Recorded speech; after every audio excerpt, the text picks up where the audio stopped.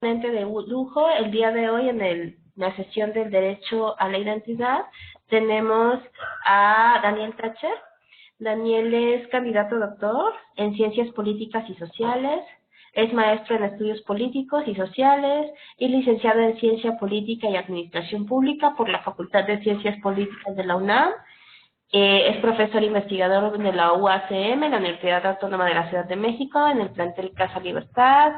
Además es profe de la UNAM y coordinador general del Observatorio Binacional en Iniciativa Ciudadana para la Promoción de la Cultura del Diálogo. Sus líneas de investigación son derechos humanos, eh, judicialización política, instituciones políticas, y por supuesto derechos políticos, especialmente de mexicanos en Estados Unidos. Es por lo que es muy grato tener a Daniel con nosotros.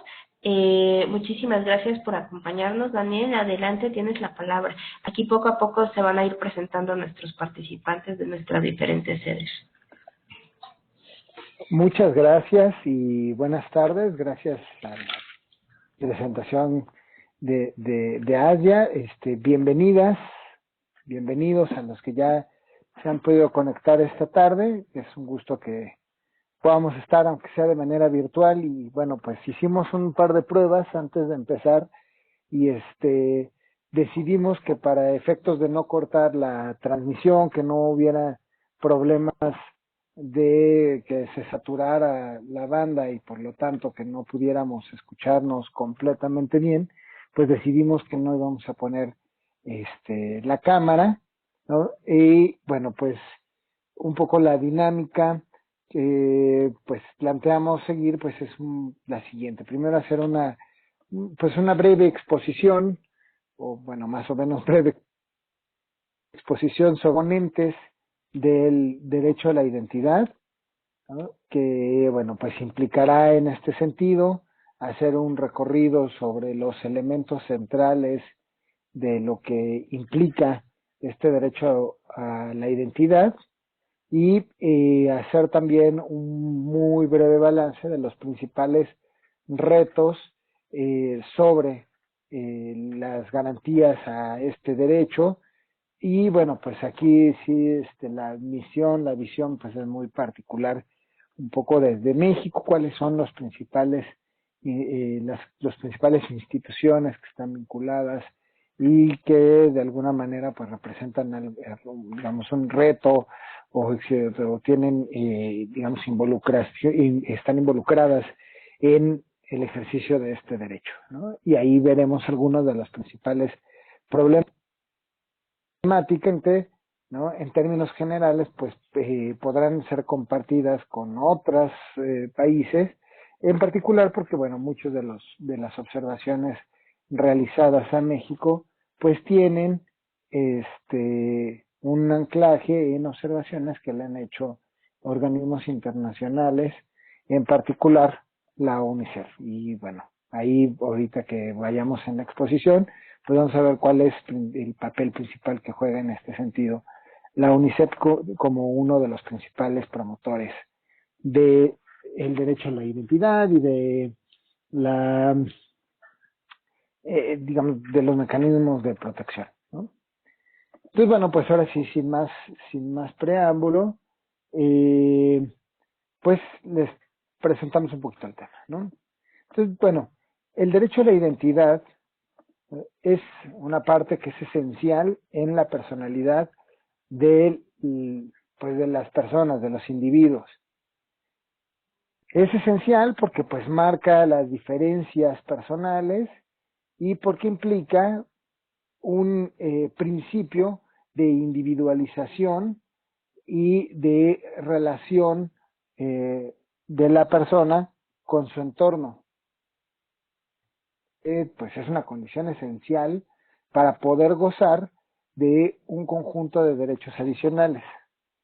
Si bien la doctrina de los derechos humanos plantea y sostiene que los derechos son universales, están interrelacionados, en el caso del derecho a la identidad juega un papel importante porque es un derecho del cual se desprende la protección para el ejercicio de otros derechos, ¿no? Entonces, si bien los derechos están interrelacionados, lo cierto es que hay derechos de los cuales su ejercicio, su garantía, se desprende el ejercicio, la garantía de otros derechos. Y esa es una de las importancias centrales de reconocer qué implica el derecho a la identidad.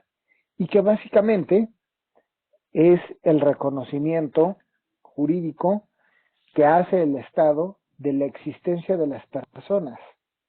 Es el mismo por el cual se otorgan medios que son necesarios para, para tener o para poder ejercer otros derechos o exigirlos igualmente al Estado, ¿no? Por otro lado, como parte central de la personalidad de los seres humanos, también implica la posibilidad de conocer el origen de cada una de las personas, de cada uno de nosotros, así como una vinculación, pero también un proceso de reconocimiento social, ¿no? Entonces, la identidad, como podemos ver, implica un doble aspecto. Por un lado, implica un principio por el cual las personas adquieren una personalidad jurídica, un reconocimiento jurídico de su existencia y desde el cual puede la persona ejercer otros derechos, ¿no? Exigir garantías para el ejercicio de otros derechos. Y visto desde este sentido, es lo que denominamos el derecho a la identidad personal, que es este derecho que tenemos todas las personas a saber quiénes somos, a poseer medios necesarios para individualizar nuestra existencia y para individualizar también el ejercicio y derechos, así como establecer mecanismos o para exigir los mecanismos que garanticen el ejercicio de otros derechos. En segundo lugar, o en un segundo aspecto, el derecho a la identidad está vinculado con la identidad social y cultural de las personas, pero de las personas vistas también como colectivos, ¿no? Es decir, en este aspecto se plantea que el derecho a la identidad como un hecho social, como un hecho cultural, implica las garantías o implica el reconocimiento a la organización de la vida comunitaria, la organización de la vida social. En particular en los países latinoamericanos, este segundo aspecto del derecho a la identidad juega un papel importante, pues toda vez que nuestros estados se han conformado a partir también de la unión o de la vinculación de culturas o de muchas sociedades que se encuentran en un mismo estado, ¿no? De esta manera, pues lo que vemos es que en la región, en América Latina, el derecho a la identidad desde esta perspectiva social y cultural adquiere una importancia muy particular, sobre todo por los contingentes significativos de pueblos originarios que conforman los estados en América Latina y que en buena medida, ¿no? Pues implica el reconocimiento de este ejercicio de la identidad colectiva, ¿no? Entonces tenemos que el derecho a la identidad pues está vinculado a estos dos grandes aspectos y esto pues es muy importante que lo consideremos porque en el conjunto de los instrumentos de derechos humanos, el derecho internacional de los derechos humanos, va a ser también muy clara la distinción en ambos casos, cuando se habla del derecho a la identidad personal, de este derecho a el reconocimiento jurídico de la existencia de la persona, y por otro lado, del derecho, o más bien de los derechos sociales, culturales, relacionadas con la vinculación a los, a los pueblos originarios en particular, ¿no? Esta idea también muy del reconocimiento de la multiculturalidad, ¿no? Pues bueno, siguiendo en esto, vamos a ir primero hablando del derecho a la identidad personal, el derecho de las personas. Entonces, el derecho a la identidad, pues es un derecho antiguo. O sea, podemos remitir en los diferentes ordenamientos jurídicos eh, el, elementos históricos que nos remiten al derecho a la identidad como un aspecto central en la relación entre los individuos y los estados. Toda vez que, bueno, pues uno de los elementos centrales de la conformación de los estados como entes políticos, pues es que ejercen un poder, ¿no?, sobre un territorio determinado y pues evidentemente sobre las personas que en él residen. Y de ahí parte históricamente esta relación entre el Estado y los individuos, de tal manera que podemos encontrar históricamente digamos, un fuerte arraigo de este principio cimiento de la identidad de las personas y su relación con el Estado, ¿no?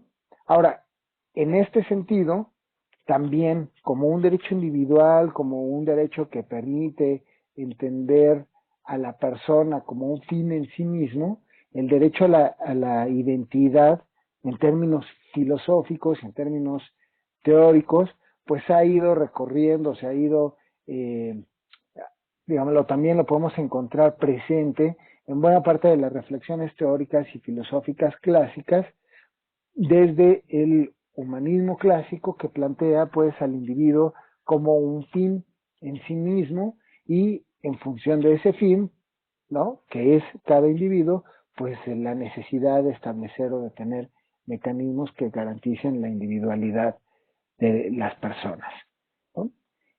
Y bueno, lo que interesa pues para ir reconociendo, para ir caminando en la historia del derecho a la identidad, pues es más bien cómo disciplinas como el derecho han ido definiendo qué debemos entender por este derecho a la identidad o esta vinculación con el Estado. Aquí tomamos tres referencias de juristas latinoamericanos que en su momento pues han aportado ideas, conceptos, interpretaciones al derecho a la identidad que se han ido pues reflejando en las interpretaciones que en su momento la Corte Interamericana ha hecho de los documentos de la Declaración de Derechos, ¿no?, y que bueno, pues por su trascendencia como actores que han influido en términos de las ideas con los que se ha definido en el ámbito latinoamericano, es que los estamos pues citando, ¿no? Entonces, tenemos aquí tres autores, decía. Por un lado, Daniel de Antonio, que sostiene que el derecho a la identidad es un presupuesto de la persona y que debe ser considerado como un bien personal tutelado por el derecho subjetivo. Esto es, que el derecho a la identidad lo que garantiza es el derecho de las personas a ejercer derechos contenidos pues en las normas jurídicas, ¿no? En este dice de Antonio, el presupuesto de la persona, que se refiere también a sus orígenes como ser humano y a la pertenencia que implica su relación con el Estado, abarcando su nombre, su filiación, sus costumbres, su cultura, su nacionalidad y demás elementos y componentes del propio ser individual de cada persona. Por otro lado, Cabanela se explica o expresa que la identidad es un derecho de las personas porque constituye la determinación de la personalidad individual y los efectos de las relaciones jurídicas que ello se desprende. Así, define la identificación como el reconocimiento de la existencia de la persona misma y la comprobación de lo que, de las garantías de la persona a tener un origen y determinar su propia vida, ¿no? Y por otro lado, Miriam Ferrari sostiene que el derecho a la identidad, pues también es un derecho de las personas, pero es un derecho a las personas que permite conocer la verdad personal, ¿no? Permite en todo caso un ejercicio comprensivo del derecho a la verdad, del origen de la persona y como prerrogativa individual a la representación de la proyección social de la persona. Y dice Ferrari, es el derecho al respeto de ser uno mismo, ¿no? Entonces aquí, bueno, lo que vemos es tres grandes ideas que se van a ir conjugando, por un lado en sentido de la pertenencia, de la relación con un Estado, por otro lado de la autodeterminación de la persona y finalmente también la relación que tiene con el derecho a conocer de cada persona sobre su origen, ¿no? De tal manera que en términos generales, en el marco del derecho internacional de los derechos humanos, lo que tenemos es algunos componentes que están inmersos en el concepto o en la idea del derecho a la identidad. Y aquí pues habría que hacer un paréntesis. A diferencia de otros derechos muy particulares, digamos, no hay una declaración, un protocolo o algún documento, ¿no? Una convención específica sobre el derecho, sino que más bien es un derecho que está construido a partir de los contenidos que encontramos en diversos instrumentos de derechos humanos, ¿no? Por eso podemos señalar como componentes principales del derecho a la identidad los siguientes: el derecho a tener un nombre, el derecho a ser inscrito al momento del nacimiento, los derechos de nacionalidad, que este es interesante porque en su caso está vinculado también con el derecho a la residencia, ¿no? Que no solamente implica el derecho de nacionales frente al Estado, sino también de extranjeros residentes en otros estados, ¿no? El derecho a la personalidad jurídica, del cual se desprenden también elementos como filiación y estado civil, ¿no? Entonces, bueno, lo que encontramos es que el análisis de diversos conceptos ubicados en diferentes instrumentos del derecho internacional, así como en su jurisprudencia, han permitido que podamos hablar de estos elementos que son comunes para determinar el alcance del derecho a la identidad, ¿no? Podríamos también decir, en otras palabras, que el derecho a la identidad es un derecho conformado por diversos derechos, ¿no? Y que de nuevo un poco nos regresa a esta idea principal de los derechos humanos, que están todos interrelacionados, ¿no? Si el derecho a la identidad es la construcción de un derecho pues, conformado por otros derechos, pues ¿no? Aquí vemos una fuerte interrelación, sobre todo y en particular por lo que señalaba muy al principio. Este derecho además garantiza el ejercicio de nuevos derechos, ¿no? La interrelación es fundamental para comprender el derecho a la identidad, ¿no? Ahora, uno de los instrumentos pues, más fuertes en este sentido pues, es el que recoge la Convención de los Derechos del Niño, en donde se establece, ¿no?, como derecho a este conjunto que señalábamos, pues la afiliación y el derecho que tiene cada persona de conocer su origen familiar, ¿no? Y que le da, digamos, también redondez a todo este conjunto de derechos señalados. Entonces, bueno, sobre esta base de cuatro elementos generales de los cuales podemos decir se conforma el derecho a la identidad, tenemos en primer lugar el derecho al nombre. Pues es un derecho fundamental de la construcción del derecho a la identidad. Dicen los juristas que podría ser considerado como el derecho base de la identidad de una persona, toda vez que el nombre es una forma por el cual nos podemos distinguir unos de otros y por la cual cada uno de nosotros va conformando sus relaciones sociales, además de otorgarnos la individualidad necesaria para distinguirnos al interior de un grupo social, ¿no? Entonces, el nombre tiene una serie de efectos de socialización que son fundamentales para el desarrollo del individuo. En términos de la doctrina de los derechos humanos, hay pues un alto grado de unanimidad al sostener que el nombre desempeña una función para servir como medio de identificación e individualización de las personas. Eh, Ahí podemos encontrar diversos instrumentos de derechos humanos donde se señala muy puntualmente cómo precisamente este derecho al nombre pues es un elemento central de la construcción de la persona.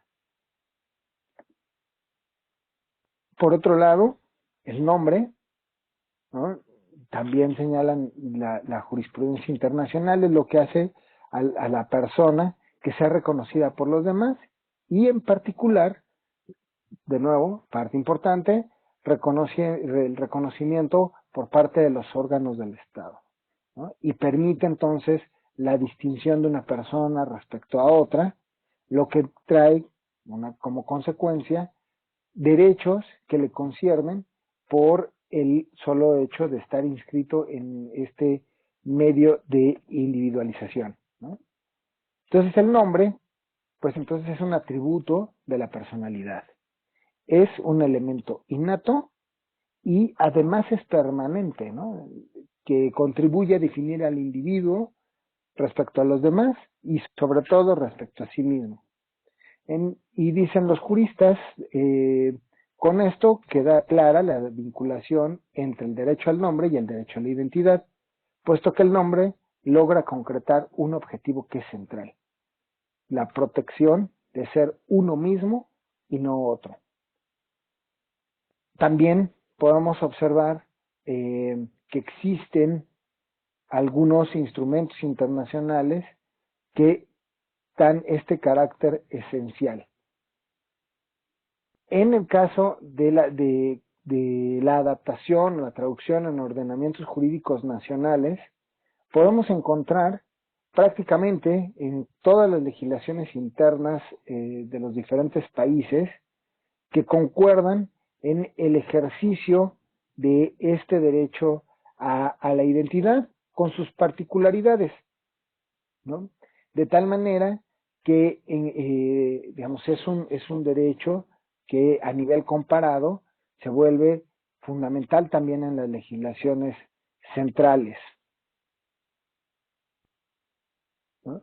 Y en general establece mecanismos por los cuales las personas tienen el derecho a ejercer este derecho de tener un nombre, pero también incluso en algunos casos de permitir, ¿no?, el cambio de nombre, donde lo que encontramos también como un aspecto comparado en la legislación, pues es que es un derecho que no se puede comercializar, que no se puede donar, que es imprescriptible, ¿no?, porque no se pierde ni se adquiere en el transcurso del tiempo, ¿no? Es decir, es un derecho que es extrapatrimonial porque no es susceptible de valoración económica, ¿no? Dicen además los juristas, pues este es un derecho que es que permanece a lo largo de la vida de las personas, desde que nacen hasta que mueren, con un mismo nombre, de nuevo, salvo en los casos donde legalmente esto pueda cambiar o pueda ser adecuado a la realidad social de la persona, ¿no? Y bueno, finalmente, ¿no?, también el derecho a tener un nombre abarca la posibilidad de que alguien utilice el nombre de una persona con fines comerciales, ¿no? Y entonces evita la apropiación de seudónimos con fines comerciales por parte de terceros, ¿no?, protegiendo la individualidad, protegiendo la personalidad del individuo. En segundo lugar, tenemos el derecho a ser inscrito al momento del nacimiento. Como les señalaba, en este sentido, la Convención de los Derechos del Niño, la Convención de Derechos del Niño, es uno de los pilares centrales de este derecho para conformar el derecho a la identidad. Por supuesto, tenemos una de las principales agencias promotoras de los derechos de la infancia, que es la UNICEF, que ha hecho a lo largo de los años un trabajo importante por impulsar el derecho sobre todo de los niños, a ser inscrito en el registro civil, en los registros civiles al momento del nacimiento, ¿no? Por eso, dentro de las recomendaciones que ha hecho la UNICEF, señala que el registro del nacimiento es fundamental para dar constancia oficial de la existencia de un niño en algún nivel administrativo del Estado, que permite la coordinación, ¿no?, particular de alguna rama de gobierno. Dice además la UNICEF, idealmente la inscripción de los nacimientos debe formar parte de un sistema eficaz del registro civil que reconozca la existencia de la persona ante la ley, que permita a partir de ello establecer y reconocer los vínculos familiares del niño y que recorre la trayectoria de los acontecimientos fundamentales de la vida de una persona, desde su nacimiento hasta su muerte. Sin embargo, ¿no?, UNICEF, como les decía, es una de las agencias que más ha trabajado este aspecto del derecho a la identidad en diversos estudios, en diversos análisis sobre el estado que guarda el ejercicio de este derecho. Pues ha señalado en sus informes cómo existen estados en donde aún se carece de un sistema de registro civil, ¿no?, y que esté acorde con las particularidades que implica el respeto al derecho a la identidad y el derecho a ser registrado, ¿no? Ha señalado en diversos estudios, en diversos informes, la UNICEF, como en algunos estados el sistema del registro civil no es adecuado, en tanto que está alejado de las comunidades, en tanto que representa costos onerosos para las familias y que pues finalmente a lo largo del tiempo termina por vulnerar los derechos de los niños, ¿no? También se ha señalado UNICEF que uno de los grandes problemas que tenemos en este sentido es que aunque existen disposiciones legales que implican o que regulan que los nacimientos deben de registrarse ante los registros civiles en plazos determinados, pues en algunos casos estas leyes, estas normas jurídicas no son respetadas de todo caso, y más aún, ¿no?, ha documentado cómo en algunos casos la falta o el incumplimiento con estos plazos preestablecidos implica sanciones económicas o de otro tipo a quienes no registran puntualmente a los menores al momento de su nacimiento, y esto termina por desincentivar a las familias a cumplir con el registro de las personas. También, ¿no?, se ha documentado que pues el letargo burocrático o la falta de control puede deberse pues a la ausencia de fondos que los estados otorgan o destinan para la inscripción de los niños al nacimiento. De tal manera que, bueno, pues es un derecho central también del derecho a la identidad, pero que por sobre todo cuestiones más bien de tipo burocrático o incluso de tipo legal, se ha convertido o tenemos obstáculos importantes para el ejercicio de este derecho. Y en ese sentido, la UNICEF ha señalado que la importancia de garantizar, la importancia de que los estados cuenten con sistemas de registro civil eficientes, que no sean onerosos, que no impliquen costos adicionales a las familias y que con ello se desincentive el registro de los niños, ¿no? Lo que señala la UNICEF y que ha señalado en varias ocasiones es la importancia que tiene este derecho, porque implica el contar con un documento que acredita la personalidad jurídica de la persona y sobre todo que permite el ejercicio de derechos, de otros derechos, ¿no? Que es clave para el ejercicio de otros derechos. A manera solo de ejemplificación, pero pues no necesariamente de abarcar el conjunto de derechos que se pueden o que son susceptibles de ejercerse gracias a la protección que implica el registro de las personas al momento del nacimiento, pues podemos enumerar, por ejemplo, el derecho a la filiación, ¿no? Que es el derecho, la posibilidad de que las personas conozcan sus orígenes por medio de la información que proporciona el registro civil. El acceso a los servicios médicos, ¿no? También es una garantía que contar con una documentación pues permite ejercer o garantizar este derecho. El derecho a la educación, ¿no? En algunos casos, o en la mayoría de los casos en los estados se requiere de este documento de registro para matricular a niñas y niños en establecimientos educativos, ¿no? Y que además esto pueda hacerse en edades apropiadas. En el caso, por ejemplo, del derecho al trabajo, este derecho a ser inscrito al momento del nacimiento permite a las personas, sobre todo a los menores, a protegerse de la aplicación, o más bien permite la aplicación de leyes relativas a la edad mínima para ejercer un trabajo. Y en el caso particular, UNICEF ha señalado que contar con este documento implica también tener mecanismos que concreten esfuerzos destinados a impedir el trabajo infantil. Es un mecanismo por el cual se puede garantizar que niñas y niños en conflicto con la ley se beneficien de protecciones especiales y no reciban trato de adulto, ¿no? Tanto física como jurídicamente, ¿no? Que se pueda distinguir en la causa penal el trato que llevan niñas y niños distinto a el trato que reciben los adultos. La protección también contra el reclutamiento para el servicio militar, ¿no? Que en todo caso pues implica que se garantice el mínimo de la edad requerida para el ejercicio de este servicio militar, que pues, está muy relacionado con un problema muy grave que sufren niñas y niños en conflictos armados del reclutamiento forzado.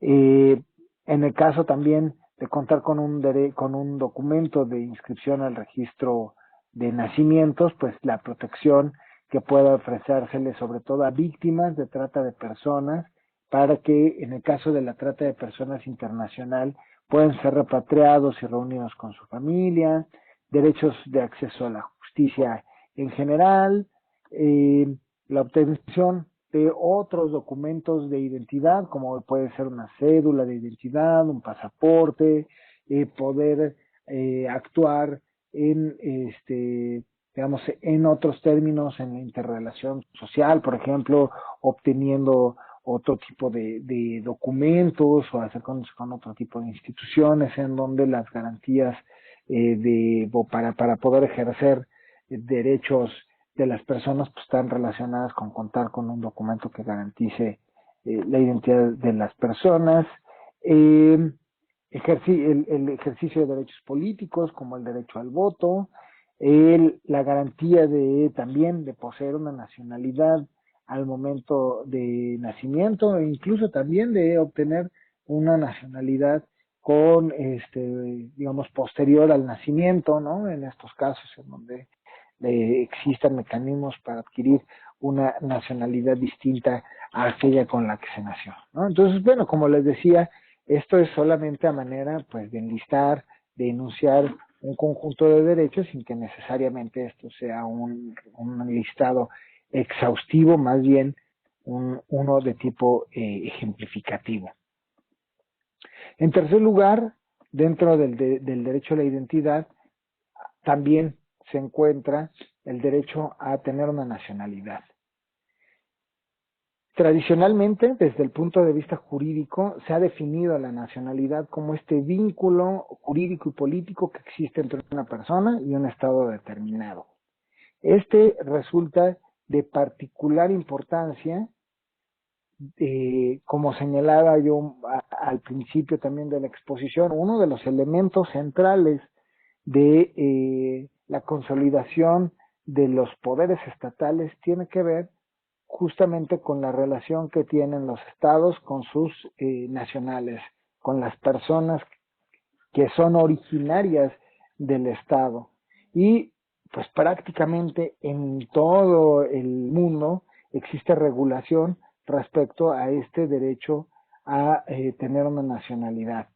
En la mayoría de los casos, lo que existe es legislación que permite de manera detallada establecer los mecanismos o los medios para la obtención e incluso la pérdida de la nacionalidad, ¿no? De hecho, existe un principio en el derecho internacional que señala que todos los estados tienen competencia para legislar lo relativo a la adquisición de la nacionalidad y que pues finalmente esta competencia se encuentra limitada por tratados de los que son partes y por principios del derecho internacional.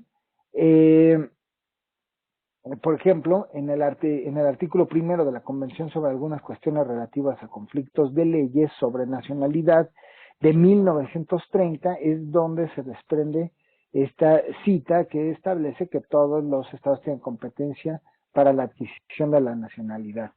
Incluso en la historia del derecho a la identidad resulta también muy interesante observar cómo en buena parte, en buena parte del siglo XX, los estados, digamos, atendiendo no solo a este derecho, sino más bien atendiendo a, pues a lo que implica esta relación jurídica entre las personas y el y el Estado, vemos, por ejemplo, que ha habido, o que hubo, por lo menos, más bien, hubo en el siglo XX,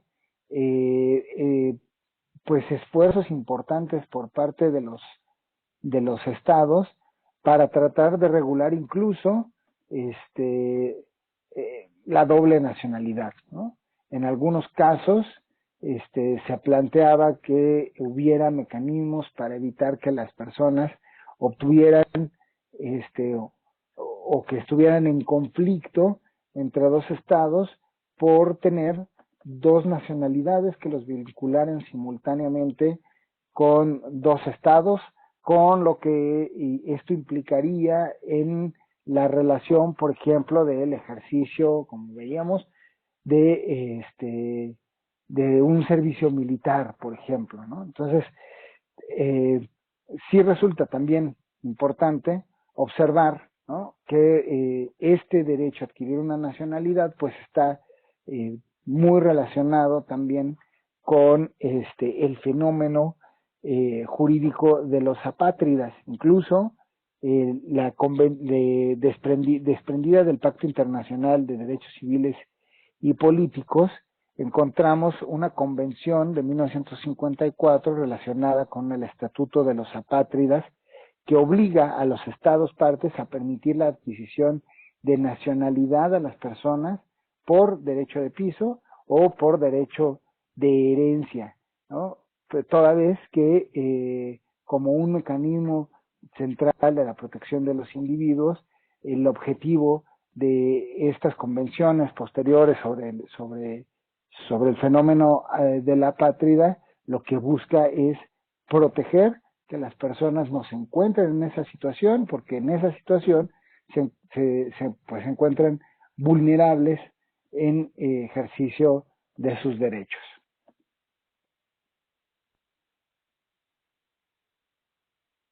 En el caso, decía, también del derecho a la nacionalidad, que podemos observar, por ejemplo, en la jurisprudencia en la región americana, tenemos un instrumento muy interesante de la Corte Interamericana de Derechos Humanos, donde a partir de una opinión consultiva sobre la modificación de la Constitución de Costa Rica, reflexiona sobre el derecho a la identidad, que nos señala pues que es un derecho que debe ser considerado como un estado natural del ser humano, y que este estado no solo es el fundamento de la capacidad política, sino también de la capacidad civil de las personas, ¿no? Y aunque tradicionalmente se ha aceptado que la determinación y la regulación de la nacionalidad son competencia de cada estado, lo que observa la Corte Interamericana es que la evolución del derecho a la nacionalidad pues impone límites a la discrecionalidad del Estado. Esto es que los estados están obligados a establecer mecanismos de protección integral para garantizar a las personas su nacionalidad, ¿no? Y en buena medida, como señalaba, pues ahí hay un tema de atención puntual de los instrumentos internacionales para evitar el fenómeno de la patria, ¿no? Y como también señala la Corte, la nacionalidad pues implica diversas modalidades adaptadas por los estados, ¿no? En donde, por un lado, tenemos la relación directa del Estado frente a las personas, pero también, por otro lado, señala la Corte que es indispensable, es imperativo que los estados establezcan mecanismos para que las personas, mediante declaración de su voluntad individual, puedan adquirir una nacionalidad distinta a aquella con la que nacieron. Por supuesto, señala ¿no? El cumplimiento de las condiciones que pongan los estados. Pero en este sentido, la adquisición de una nacionalidad en términos voluntarios, dice la Corte Interamericana, pues refleja en buena medida la garantía del desarrollo de la personalidad de los individuos, toda vez que la nacionalidad no debe ser únicamente el hecho fortuito de haber nacido en un territorio determinado o de nacer de padres que ya tuvieran una nacionalidad, sino que además debe expresar este hecho voluntario que persigue vincular a la persona que lo expresa con una sociedad política o cultural que esté acorde con su manera de vivir y sus sistemas de valores, ¿no? Entonces, como vemos, la perspectiva doctrinaria sobre la nacionalidad lo concibe como, por un lado, atributo del Estado, pero ha evolucionado a darle cada vez más valor a la persona en sí misma y su capacidad para vincularse con otro Estado, ¿no? Entonces, bueno, finalmente podemos decir que el derecho a la nacionalidad pues es indispensable porque también, ¿no?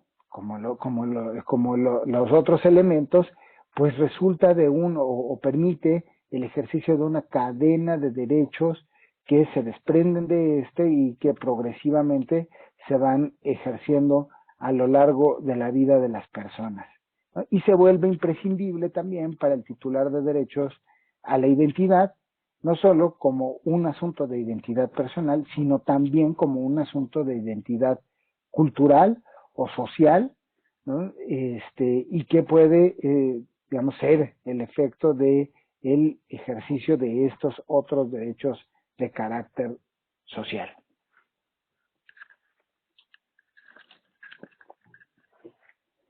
Y finalmente, dentro del conjunto de los elementos que conforman la identidad de las personas como un derecho individual, pues tenemos el derecho a la personalidad jurídica, ¿no? Este derecho a la personalidad jurídica pues ha sido tratado fundamentalmente en de las personas, ¿no? En el ámbito del marco del derecho. Pero también es interesante observar que el derecho a la personalidad jurídica es y ha sido uno de los elementos centrales por los cuales se asocia el derecho a la identidad con el derecho como un derecho social que pueden ejercer también colectividades. Esto es el reconocimiento de estos grupos, de estas colectividades, que por su carácter o su condición cultural o social, ¿no?, originario, permitan que, tomando en consideración sus características, puedan ejercer su derecho a la autoidentificación de todos estos elementos sociales y culturales que los diferencian de sectores sociales más amplios.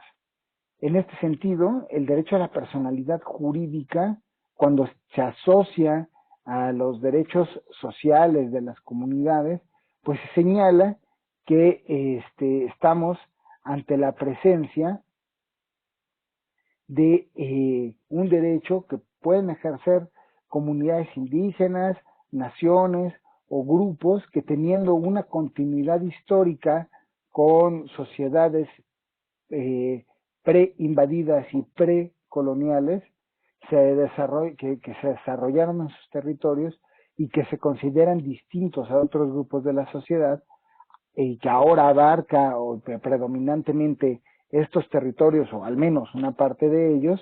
Estos sectores no dominantes de la sociedad tienen derecho a ser respetados, su capacidad para determinar y preservar, desarrollar y transmitir a sus generaciones en sus lugares, en sus territorios de convivencia, su identidad étnica, ¿no?, como una existencia de sus propios patrones culturales, de sus propias instituciones sociales y de sus sistemas individuales, ¿no? Es decir, el derecho a la personalidad jurídica concierne ahora sí también este ámbito en donde se encuentran los dos grandes temas que conforman el derecho a la identidad. El derecho a la la identidad individual, que le reconoce jurídicamente el derecho de ejercer los derechos subjetivos como persona física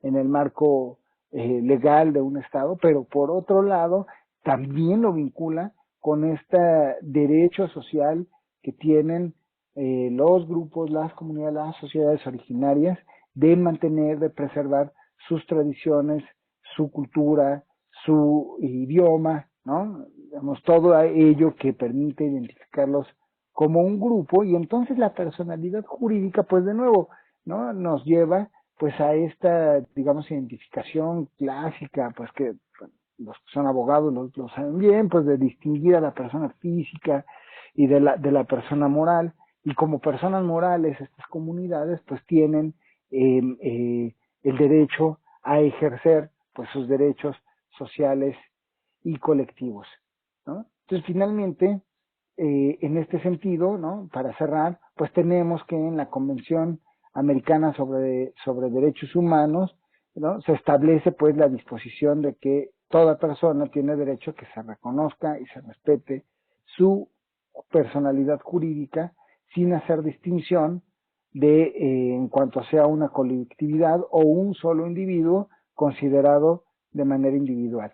Entonces se puede decir, ¿no?, como señalaba, que la personalidad jurídica permite, por un lado, que cada individuo tenga plena capacidad de ser sujeto de derechos y obligaciones, e implicaría la capacidad o habilidad jurídica también de los grupos para actuar en su calidad de grupo ante órganos del Estado, ¿no? Y como hemos visto, pues también es un derecho que es interdependiente con el otro conjunto de derechos, y que no es posible el reconocimiento de la personalidad jurídica de una persona si carece de condiciones que permitan el derecho a tener un nombre, a su calidad de nacimiento o a su nacionalidad, ¿no? Entonces, bueno, como hemos visto hasta este punto, pues los componentes básicos del derecho a la identidad pues, están plenamente interrelacionados entre tener un nombre, en la nacionalidad, el registro de las personas y su personalidad jurídica. Entonces, finalmente, para ir cerrando un poco la exposición de ahora, vamos a ver, en términos generales, algunos de los problemas que implica el subregistro de personas para el caso mexicano, ¿no?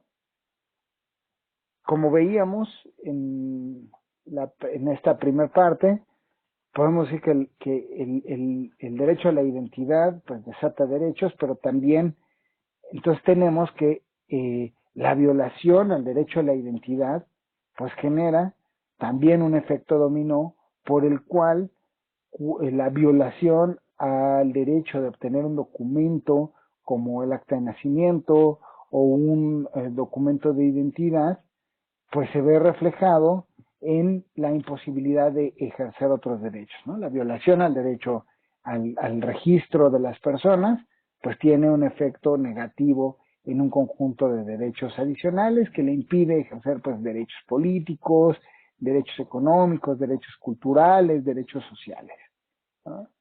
Entonces, bueno, a pesar de que en México el derecho a la identidad se encuentra finalmente establecido en el artículo 4 constitucional, y digo finalmente porque su reconocimiento de su incorporación a la Constitución pues data de apenas unos cuantos años para acá, tiene menos de 10 años de que se ha incorporado el derecho a la identidad en el ámbito constitucional, y señala el artículo 4 constitucional que toda persona tiene derecho a la identidad y a ser registrado de manera inmediata a su nacimiento. Señala que el Estado garantizará el cumplimiento de estos derechos y la autoridad competente expedirá gratuitamente la primera copia certificada del registro de nacimiento, ¿no? Ahora, si bien está el recurso constitucional, el reconocimiento a nivel constitucional del derecho a la identidad, esto no implica, o más bien, ¿no? Este derecho pues termina también siendo violado por las autoridades en diferentes niveles, ¿no? A pesar de que pues el registro pudiéramos pensar en términos generales, pues que es un elemento sencillo, lo que vemos es que en el caso ya práctico de la relación que tienen las personas con las instituciones que deberían garantizar este derecho, pues se vuelve un problema en donde los procedimientos ni son sencillos, ni son rápidos, ni son efectivos, y por lo tanto las personas quedan desprotegidas, ¿no? En el caso pues del derecho a la identidad, quedan desprotegidas porque los mecanismos establecidos para su garantía pues no son eficaces, no son eficientes, son engorrosos y terminan por afectar el derecho, ¿no? Ahora, existen recursos para exigir el derecho o el restablecimiento del derecho de la identidad cuando éste es violado por una autoridad, ¿no? Pero decíamos también es un tema que digamos que es de difícil solución, o es complicado el mecanismo por el cual las personas pueden hacer exigible este derecho.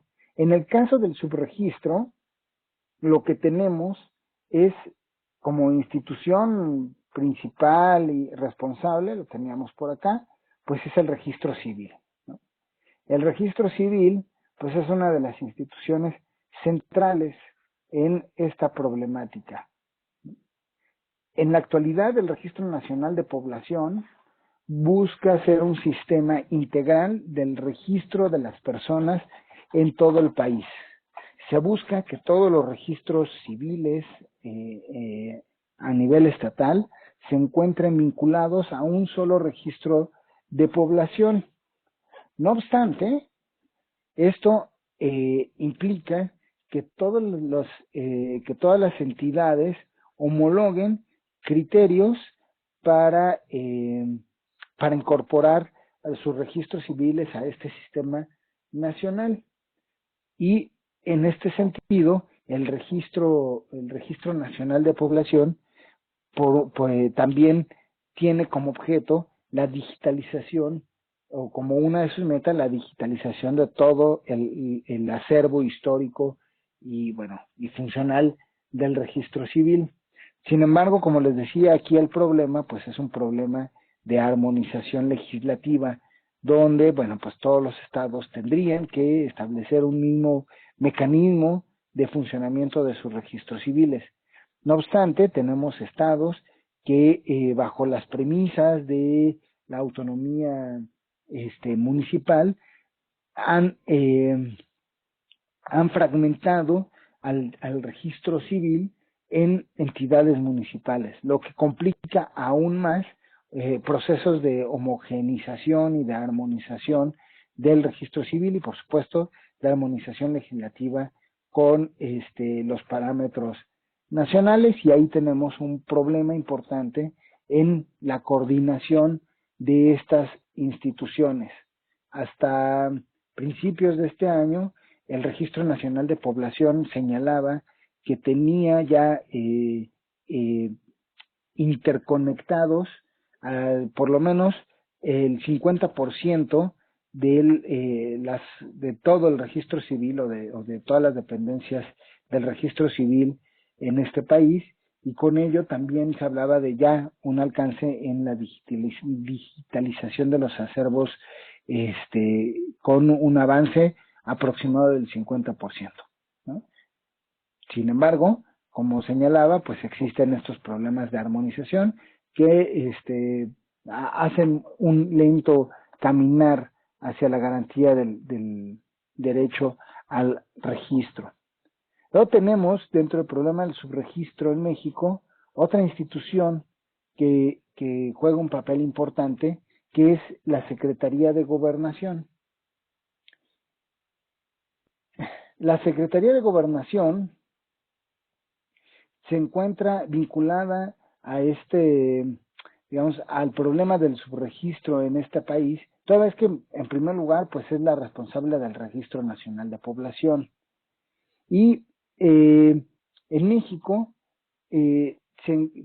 digamos, a partir de la década de los 90, la Constitución se reformó y estableció que el Registro Nacional de Población, además de concentrar la información sobre el registro de las personas, iba a servir como un mecanismo para establecer la creación de una cédula de identidad ciudadana formada a partir de construir una clave única de población para cada una de las personas que residan en México, no solo nacionales, sino también extranjeros residentes en el territorio. Y esta clave única de población, pues tenía por objeto, o tiene por objeto, identificar a las personas con una sola clave, eliminando u homologando todas aquellas que pudieran estar digamos, en la vida de los trámites de las personas. Sin embargo, a pesar de que desde 1996 se encuentra estipulado a nivel constitucional, esto no se ha llevado a la práctica. Y aunque a lo largo de estos ya 20 años ha habido intentos esporádicos por lograr mecanismos de colaboración, aún no hay ningún instrumento concreto que permita señalar una superación al problema del registro de población y de la creación de una cédula de identidad. No obstante, todas las instituciones del gobierno exigen, o por lo menos establecen, que en sus documentos deban incorporarse esta clave única del registro de población para garantizar el derecho de la identidad de las personas. Y así, a partir pues de los años, del principio del siglo XXI, de los años 2000, se estableció que de las actas de nacimiento o más bien desde la emisión de las actas de nacimiento, se iba a configurar un mecanismo para en automático generar la clave única de población. Por otro lado, también la Secretaría de Gobernación, pues es una institución vinculada con no solamente el subregistro, sino también con el derecho de la identidad, ya que de ella dependen el Instituto Nacional de Migración, que es la institución encargada del registro de los extranjeros en México, ¿no? Y nuevamente, pues nos encontramos ante instituciones que, digamos que en su complejidad administrativa y podríamos decir tramitológica, pues terminan por afectar el derecho a la identidad de las personas. Por otro lado, tenemos otra institución también relacionada con el derecho a la identidad, que es el Instituto Nacional Electoral. Como señalaba, desde 1996 se estableció constitucionalmente la creación del Registro Nacional de Población y se estableció entonces que debía crearse una cédula de identidad ciudadana. Como señalaba, esto no se ha llevado a cabo, por lo tanto en México no existe una cédula de identidad. Sin embargo, en sustitución de un documento de identidad, ¿no?, relacionado con este registro de población, la credencial para votar con fotografía emitida en primera instancia por el Instituto Federal Electoral a partir del año de 1992 y hoy transformado a Instituto Nacional Electoral, se convierte en o se ha convertido en la credencial que no solamente acredita la identidad del ciudadano, sino que es el medio por el cual se ejerce el derecho político del voto. Es más, diríamos al revés, un documento que surgió para garantizar el derecho político al voto se ha ido convirtiendo paulatinamente en el documento que acredita la identidad ciudadana en México. Esto ha sido a raíz de que ante la ausencia de una cédula de identidad, el Instituto Electoral ha firmado o firmó desde un principio convenios con diferentes instancias públicas y privadas, por el cual la credencial para votar con fotografía fue reconocida como un medio de identificación para hacer trámites en lo público y en lo privado. En lo público para obtener licencias de conducir, en lo privado para abrir cuentas bancarias, ¿no?, en lo público también para acceder, por ejemplo, a programas sociales, y de esta manera la credencial para votar con fotografía sustituye los hechos a la cédula de identidad, ¿no?, y la sustituye pues en los hechos, porque jurídicamente en México tendría que existir una cédula de identidad. Y finalmente tenemos también la participación de los organismos internacionales. Si bien los organismos internacionales no tienen, más bien tienen facultades consultivas y de observación sobre derechos humanos, sí ha sido, digamos, importante el papel que han jugado particularmente dos instituciones, la UNICEF y el Banco Interamericano de Desarrollo. A partir de las observaciones y los análisis señalados por la UNICEF respecto a la violación al derecho a la identidad y el registro de las personas al momento del nacimiento, el Banco Interamericano de Desarrollo ha establecido mecanismos o programas para promover con apoyos financieros el fortalecimiento del registro civil, particularmente en las entidades, para lograr o para tratar de garantizar que al menos el primer registro que obtengan las personas sea gratuito y que no existan sanciones económicas para las personas que no se registran en los tiempos preestablecidos. Así como hemos podido ver, ¿no?, en México el problema del subregistro en buena medida se debe a la falta de coordinación entre diferentes órganos del gobierno mexicano que no logran, ¿no?, que no articulan una política coherente para afrontar el problema del registro de población, ¿no? Entonces, uno de los obstáculos básicamente es eso, que las familias, por ejemplo, no pueden afrontar los costos que implica inscribirse, que a nivel gubernamental hace falta sensibilizar tanto a la administración como en general a la población sobre la importancia del registro. Más aún a nivel gubernamental es importante que la información que se brinde permita a la población, ¿no? Garantías para el registro, que se fomenten campañas que lleguen a las poblaciones más discriminadas del territorio y que suelen no tener acceso al registro civil, como son justamente los grupos más vulnerables como indígenas o migrantes. También, ¿no? Es importante destacar que buena parte de la problemática del subregistro pues tiene que ver con campañas poco claras que desincentivan el registro, toda vez que sucede que hay poblaciones que prefieren, o hay grupos que prefieren esperar a que llegue el registro civil o las campañas del registro civil a las comunidades y no acercarse directamente al registro civil, lo que provoca pues un retraso en el registro de las personas, ¿no? Entonces, bueno, el esfuerzo de las autoridades en este sentido de coordinación tendría que establecer y fomentar mecanismos, pues también con la cooperación internacional, el intercambio de información y mecanismos para vincular a la sociedad civil para ayudar a generar información, voluntad política para encarar, el problema del derecho al registro como un problema de derechos humanos, como un problema de derechos ciudadanos y no solamente como un mero trámite. Bueno, pues con eso yo estoy ahí ya concluyendo buena parte de la exposición. Ahora sí, si quieren podemos abrir una ronda de preguntas o voy respondiendo a sus comentarios.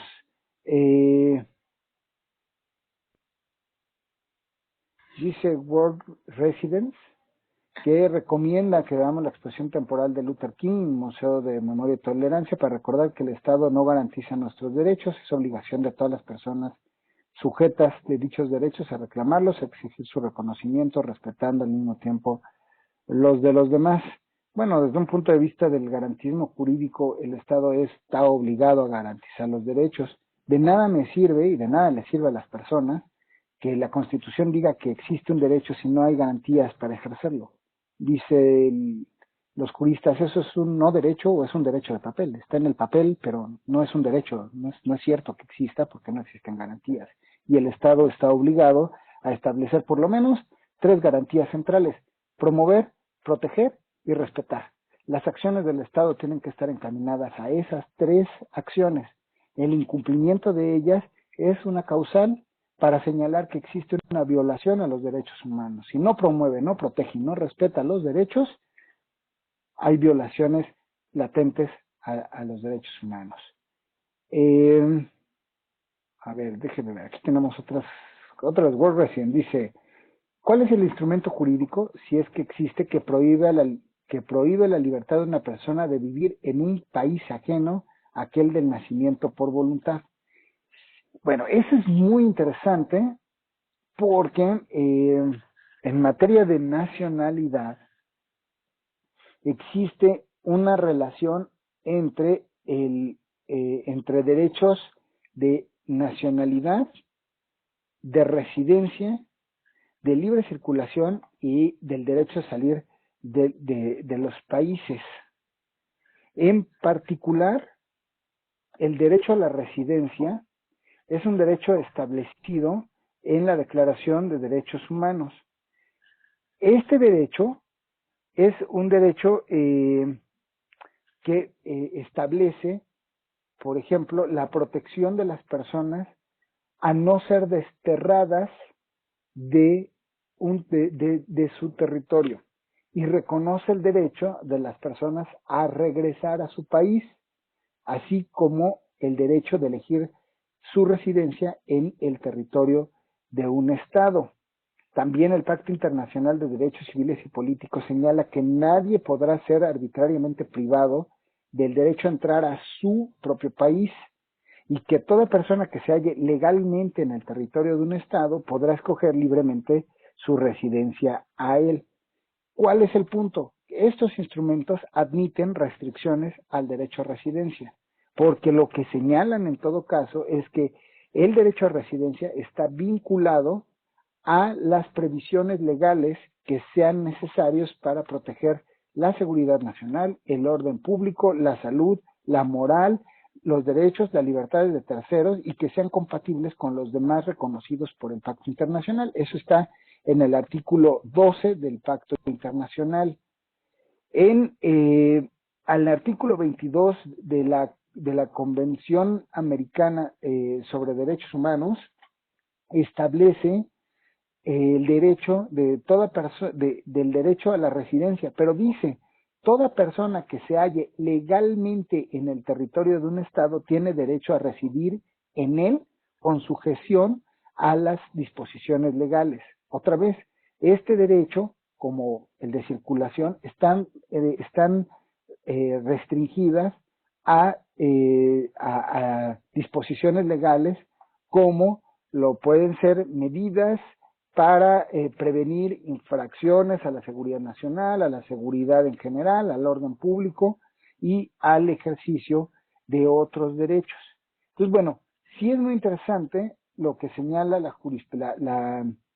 la doctrina internacional, porque en general lo que hay es, por un lado, protección de las personas a no ser desterradas de su territorio, protección a las personas a entrar y salir de su estado, pero en materia de residencia en territorios de los que no se es nacional, las convenciones internacionales le dan a los estados la facultad de establecer los mecanismos legales por los cuales puedan o las disposiciones legales por las cuales puedan sujetar a que personas originarias de otros estados puedan entrar y residir en algún lugar de su territorio.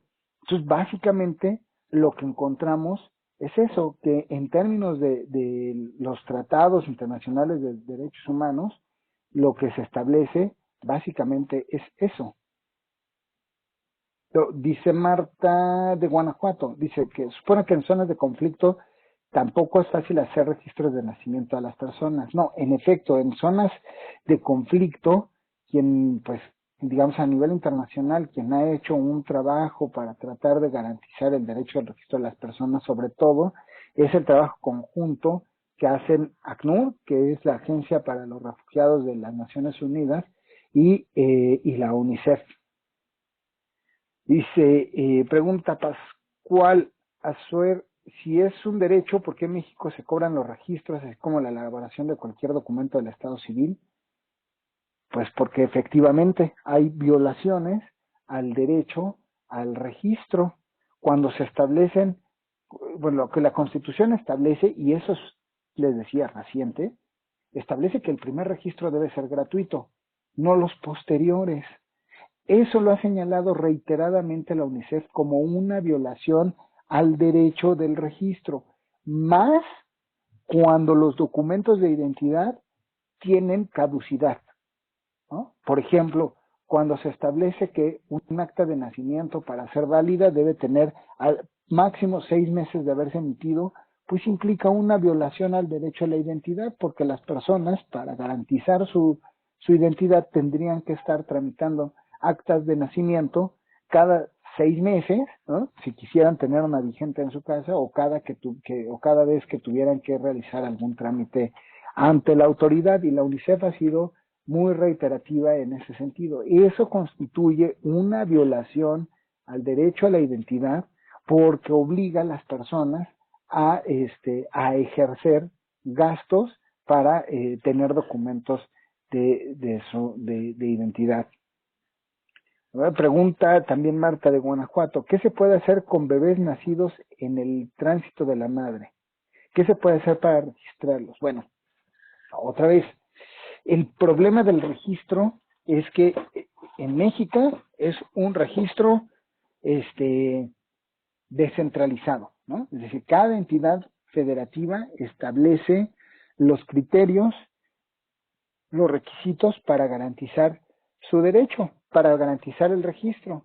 Entonces, habría que ver la disposición que establece cada estado para el registro de un niño, ¿no? Ahora, la Constitución establece, y bueno, se establece también en el marco del Registro Nacional de Población, que no es indispensable, no es requisito que los padres pues sean mexicanos o que se encuentren en una situación migratoria regular en territorio mexicano para, para registrar a los niños, ¿no? Digamos, ese ha sido, pues sí, en términos muy generales, un avance para garantizar el derecho del registro de los niños, ¿no? De padres que se encuentren en tránsito migratorio o en alguna situación no regularizada en términos de su situación migratoria.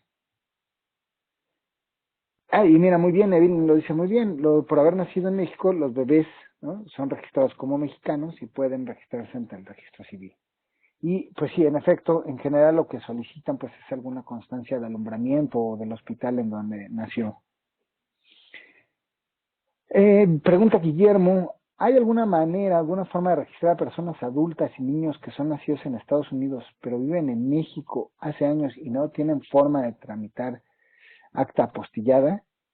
Dice, está la ley que establece el derecho a la identidad, pero las instancias como el registro civil no emite registros de nacimiento si no cuenta con acta apostillada o traducida. Tanto la traducción como el apostillamiento tienen precio que muchas veces las personas no pueden pagar y siguen sin contar con el documento de nacimiento.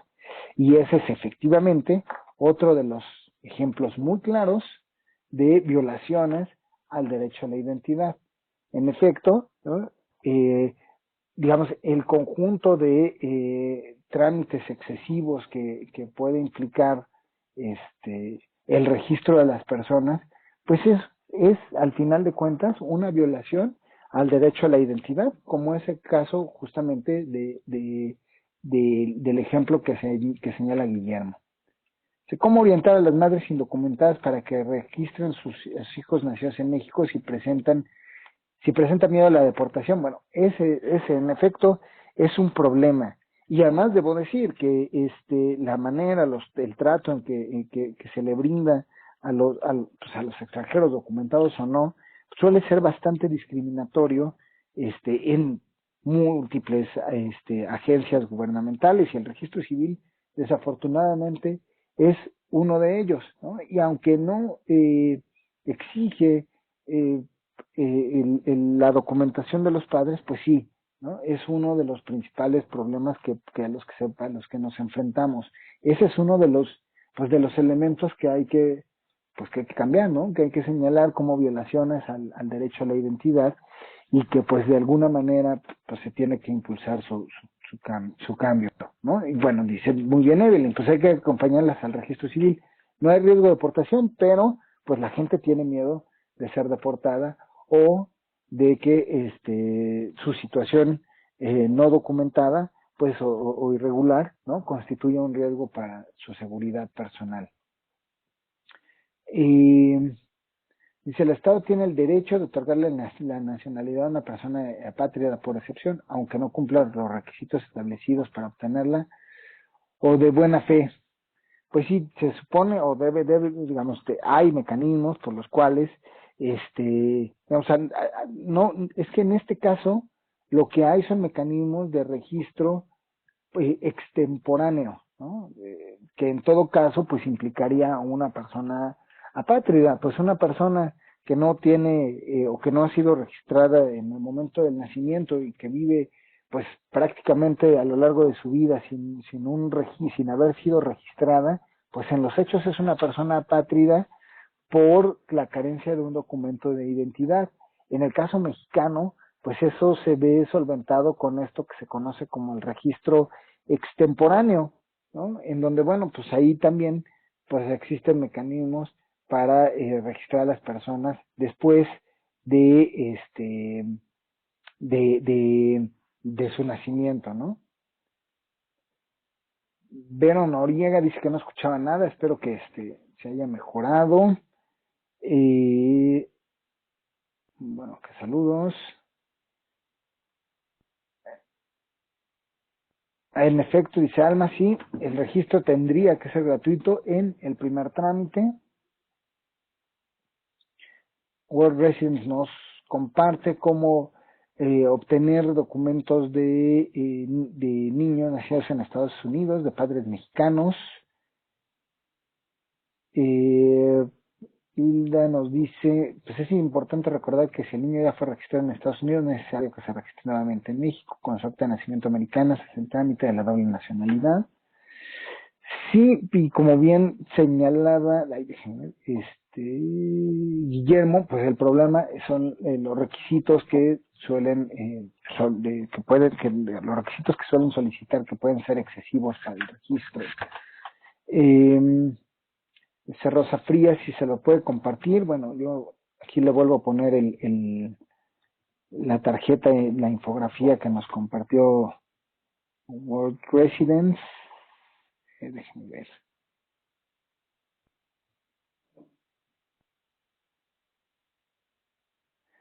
Pregunta Verónica que si podemos hablar un poco de la ley que acaba de pasar para que los consulados puedan registrar a personas en el extranjero y qué paso han dado para su implementación.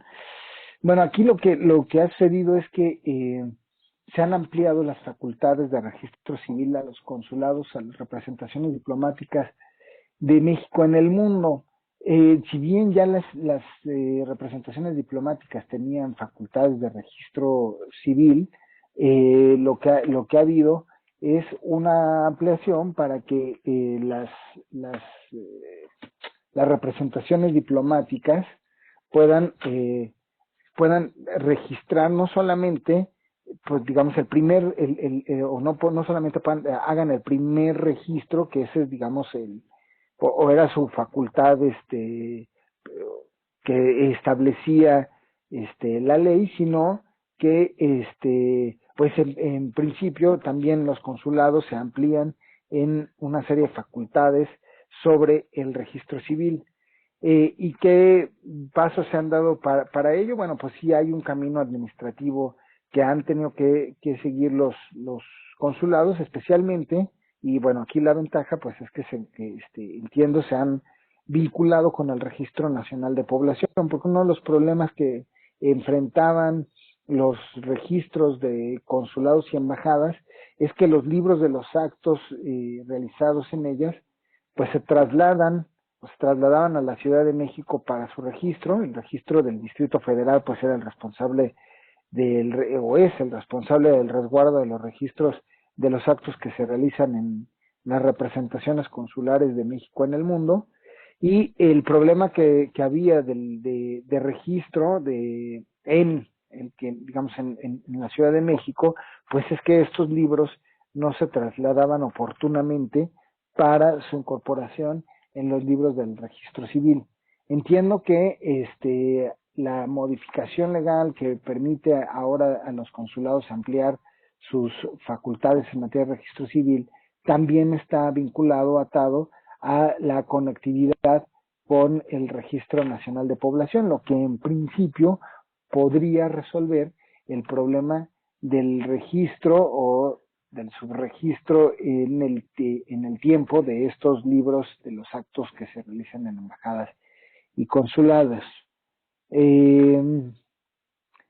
Dice Ana Ángeles, en 2011 la Secretaría de Gobernación emitió cédulas de identidad a los niños en escuelas y las entregó con fotografía, RFC y CURP y los nombres de los padres. ¿Cuál fue la finalidad de este documento? Bueno, esa es una historia interesante porque lo que les señalaba respecto al incumplimiento de la garantía constitucional de construir una cédula de identidad y un registro nacional de población, Lo que planteó la Secretaría de Gobernación es que o se planteó un mecanismo para la construcción de este registro y de esta cédula, comenzando por el registro de los menores de edad. Entonces, de acuerdo con el planteamiento del programa, lo que se buscaba era registrar a niños y niñas para ir construyendo un registro nacional y el registro a partir de las cédulas, empezando por los menores, porque pues aquí pues digamos a lo que se enfrentaba la Secretaría de Gobernación, pues es a la descoordinación con otras instancias que ya llevan a cabo el registro de personas, en particular con el registro de electores. Se planteaba en esos años que el registro de electores se consolidara con el Registro Nacional de Población para tener o para poder emitir las cédulas de identidad, toda vez que el registro de electores pues es el registro más completo que hay en México, ¿no? Digamos, es el más completo porque tiene registrados, si no mal recuerdo, poco más de 80 millones ya de personas, ¿no?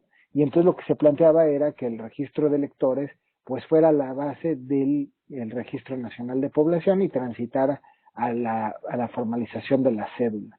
Sin embargo, pues la descoordinación institucional y otros factores, pues especialmente de tipo político, pues llevó o más bien impidió que se lograra llevar a cabo este proyecto y en su lugar, pues la Secretaría de Gobernación trató de implementar un programa para intentar construir este registro de población y otorgar estas cédulas de identidad, comenzando por los menores. Técnicamente existe ese registro, está el registro en manos de la Secretaría de Gobernación y que digamos que de alguna manera también ha sido administrado por el Consejo Interinstitucional de Atención a la Infancia y a la Adolescencia, pero entiendo que ese programa ya no se le dio continuidad. Dice, beneficios federales, si existe algún seguimiento en cuanto a las cédulas de identidad en México o siempre seguiremos identificándonos con la INE.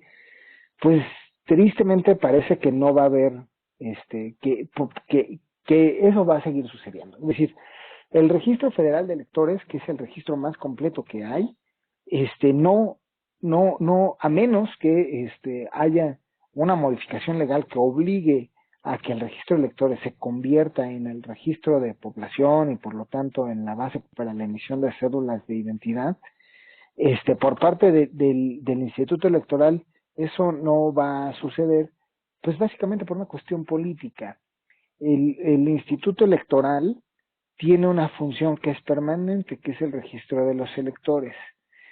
Si el instituto dejara de tener esa actividad permanente, la estructura distrital, la estructura de las oficinas en los 300 distritos que conforman el territorio mexicano, pues no tendría sentido de ser una estructura permanente, toda vez que su única actividad permanente es el registro de electores, ¿no? Y el resto de las actividades pues son más bien actividades enfocadas a la organización electoral, de tal manera que es muy poco probable que desde las instituciones existan mecanismos o exista voluntad para articular un solo sistema de registro, y eso pues solo podría suceder si legalmente, si jurídicamente se obligara a ello a través de alguna reforma legal que transformara pues al Registro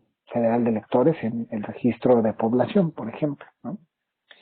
Tania dice, pensar en los grupos en condiciones de vulnerabilidad, migrantes e indígenas. En el caso de Tlaxcala, hemos impulsado espacios con los registros civiles para compartirles este tema. El problema es que no todos llegan a la práctica a pesar de contar con la información. Creo que tiene que ver más con un tema de prejuicios. Pueden ser prejuicios y puede ser voluntad política, en efecto. En algunos casos, ahí en particular no conozco con precisión el caso de Tlaxcala, pero en algunos estados el problema radica en que, por ejemplo, el registro civil, pues es una fuente de ingresos de los estados. Entonces, como es una fuente de ingresos, pues sí existen, ¿no? Estas obligaciones o estos mecanismos para pagar, las actas, aún siendo la primera acta, o existen sanciones económicas para quienes no registran a los niños en un periodo máximo de un año, ¿no? Y pues que básicamente pues también tiene que ver con eso. Bueno, en el caso de Tlaxcala habría que ver cuál es digamos, el comportamiento institucional, ¿no? Cuáles son las acciones institucionales que tiene pues el registro civil para poder acercarse a estas comunidades. Dice Manuel Huerta, ¿es posible pensar que existen personas que se rehusan a tener una cédula nacional como un dispositivo de resistencia antisistémico?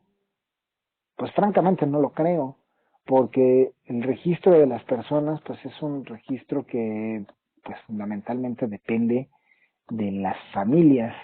Entonces, salvo que una familia asuma que como acto de resistencia dejaría sin derecho a los niños para ejercer otros derechos, pues ¿no? Tomaría una decisión de esa naturaleza. A mí me parece que no, pues que yo por lo menos creo que no hay evidencia empírica que pueda sostener que es un acto de resistencia o antisistémico el rehusarse a tener un registro. Pero bueno, la evidencia empírica podría sostener o demostrar o refutar el punto, ¿no? Dice Luisa Vela, un nacido en México en tránsito y de madre procedente de un país distinto se puede registrar aun cuando su madre no tenga ningún documento que pruebe su identidad y país de origen. Sí, depende de los registros estatales, pero por ejemplo, el caso de la Ciudad de México, sí existen medios por los cuales se puede registrar a un niño que se encuentre, a un niño que se encuentre con una situación familiar como la que describes, ¿no? En el caso de la Ciudad de México, sí hay un medio por el cual la autoridad registra a los niños y no solamente eso, sino que apoya a los familiares a obtener una identificación como migrante en tránsito que permita garantizar su identidad, ¿no? Por lo menos en el caso de la Ciudad de México sí. De nuevo aquí el asunto es que la descentralización o la federalización de los registros civiles pues nos podría llevar a que en algunos estados esto es posible, ¿no? En algunas entidades como la Ciudad de México y en otros no, ¿no? Habría que ver el lugar preciso y revisar pues en dónde se puede o en dónde se trata de registrar a la persona. Dice Hilda, al parecer, consulado 15 años entregar modificación en la ley. Yo tengo entendido que lo que hay es sobre todo un proceso de interconectividad con el RENAPO, ¿no? Fundamentalmente. Lo dice Aletia Vargas, ¿cuáles son los avances para el registro de niñas y niñas para el caso de matrimonios igualitarios? Bueno, pues es que el registro de los niños y las niñas, pues pues no sé, a ver, la idea más o menos sería esto, pues los niños y las niñas pues ya están registrados antes del caso del matrimonio igualitario, ¿no? A ver, no quiero que se malinterprete esto, pero pues más bien los matrimonios igualitarios, eh, pues ya tienen el derecho a, o bueno, pues, tendrían el derecho a la adopción de acuerdo con la jurisprudencia de la Suprema Corte de Justicia, ¿no? En el caso de la Ciudad de México, el derecho a la adopción por parte de matrimonios igualitarios está plenamente reconocido. Jurisprudencialmente, la Corte ha establecido criterios que establecen que que las uniones o que los matrimonios igualitarios deben ser reconocidos en todo el territorio y que la autoridad debe de garantizar que se puedan llevar a cabo estas uniones. Ahora, ¿Qué sucede en estados donde no está regulado, donde no se ha reconocido el derecho de las personas a contraer matrimonio? Pues lo que sucede es que necesitan una protección judicial, ¿no? Es decir, necesitan del mecanismo del amparo para obligar al registro civil a registrar el matrimonio, ¿no? Entonces, bueno, en el caso de la Ciudad de México, pues el registro de adopción o la adopción de niños y niñas por parte de matrimonios igualitarios, pues está reconocido. El problema en los estados donde esto no sucede es que lo que se requiere es un mecanismo de protección jurisdiccional, o sea, hay que tramitar un amparo, ¿no? Lo cual, pues en el caso del procedimiento de adopción, pues complica aún más el complicado proceso de adopción, ¿no? Entonces, bueno, pues ahí no sé si va un poco por ahí la pregunta, pero pues de nuevo, pues aquí lo que tenemos pues es una multiplicidad, ¿no? Por lo menos 32, o sí, 32 legislaciones distintas que regulan los actos civiles, y pues el caso de los matrimonios igualitarios pues es uno de ellos. Dice Dolores, mi preocupación es que yo conocí personas de origen mexicano que cuando llegan a este país, al cruzar, perdieron sus documentos de identidad y han pasado los años y siguen sin actas de nacimiento porque sus padres ya fallecieron y no pueden regresar por falta de documentos. En los consulados les piden que se identifiquen o para darles una identificación, y ese es un gran problema porque en ocasiones no saben dónde fueron registradas ya que sus padres han fallecido. Y pues sí, desafortunadamente, ese es uno de los problemas eh, que se enfrentan pues las personas, ¿no? Ante la falta de documentación, y que bueno, pues lo que veíamos, pues el derecho a la identidad, pues garantiza otros derechos como el de filiación, y cuando el Estado no tiene mecanismos para garantizarlo, pues termina no solo violando el derecho a la identidad, sino los derechos asociados, pues como en este caso, el de filiación, ¿no? O sea, puedo saber quiénes son mis padres, pero no de dónde son, y ahí hay una violación al derecho de filiación. Por lo tanto, ¿no? Yo tampoco puedo saber el lugar o el estado en el que fui registrado, ¿no? Y ante la ausencia de documentos, pues esto se vuelve un problema grave y complicado. Se supone que o que la interconexión de los registros civiles permitiría dar una solución a este caso, porque entonces con los datos completos de la afiliación de la persona podría rastrearse el origen a nivel estatal. No obstante, ¿no? Lo que señalaba la interconexión de los registros civiles, pues ha sido un proceso tortuoso que no se ha culminado, que depende mucho tanto de lo legislativo como de la voluntad política a nivel estatal para conformar este registro nacional, ¿no? Y de nuevo, pues estamos ante un claro ejemplo de violación al derecho a la identidad. Dice Noraima Chirinos, ¿cómo pueden hacer los nacidos en México, pero que no fueron registrados en la serie, que ahora están en Estados Unidos? Tenemos un caso y no sabemos cómo ayudarle. Ese es un problema porque hasta el momento las representaciones consulares no hacen registros extemporáneos. Ese es uno de los problemas pues que yo también conozco, existen en algún, bueno, pues ¿no? que existen, que tienen las personas porque no pueden registrar de manera extemporánea a sus hijos, ¿no? En los consulados. Entonces eso sí se vuelve una problemática de nuevo por falta de mecanismos por parte de la autoridad para garantizar los derechos de las personas.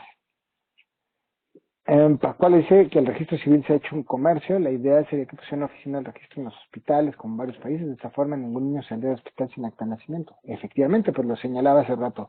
Para algunas entidades, el registro civil, pues es una fuente de ingreso para las finanzas estatales.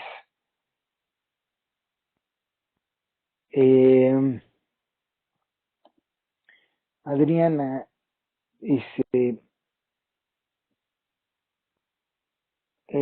perdón, ¿cuánto tarda el registro? en ser efectivo cuando un hijo es americano y hace doble nacionalidad y el costo es más alto? Pues a ver, yo lo que sé es que esto lo podemos tramitar en en los consulados, ¿no? Hay sobre todo oficinas de atención a migrantes que pueden, de estatales que apoyan en estos servicios, en estos trámites del registro, en particular de la doble nacionalidad, y depende ante la institución con la que se realiza. Por ejemplo, pues las oficinas del gobierno de la Ciudad de México, Los Ángeles y Chicago lo hacen sin costo.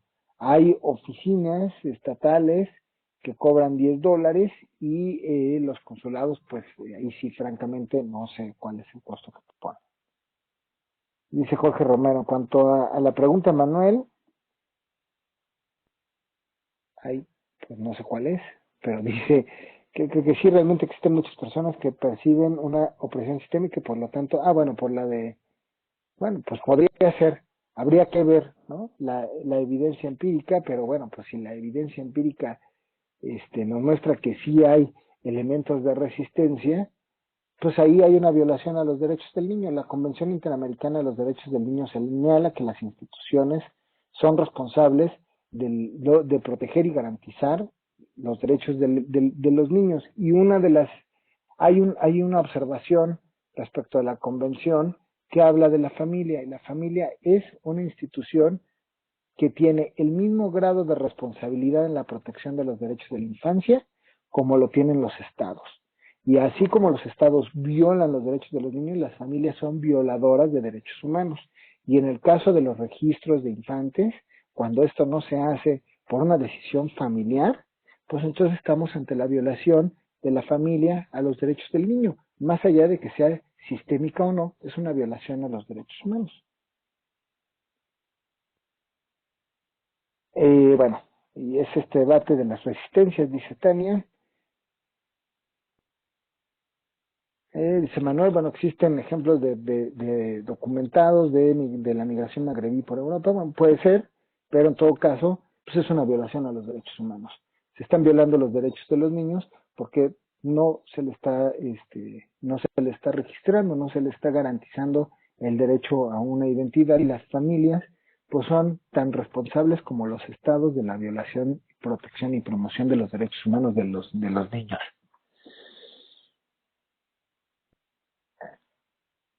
Y bueno, acá Uriel nos dice que en el caso de Veracruz, en coordinación con el registro civil, han logrado hacer registros de bodas, se han hecho registros y bodas en coordinación con el registro civil, sin costo, como marca la ley en Veracruz, en el ayuntamiento de Acayuca. Bueno, pues ahí tenemos otro caso, pues yo diría de éxito, de sensibilización institucional.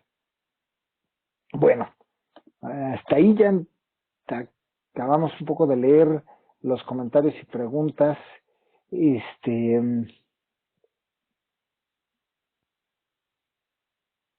Evelyn también nos comparte, ¿no?, la experiencia de el registro civil en el hospital materno, que es un hospital público donde los bebés salen con constancia de alumbramiento y se pueden registrar inmediatamente, aun cuando la mamá es extranjera e indocumentada. Y bueno, y en un caso particular, la mamá tenía copia de una apostilla de acta de nacimiento.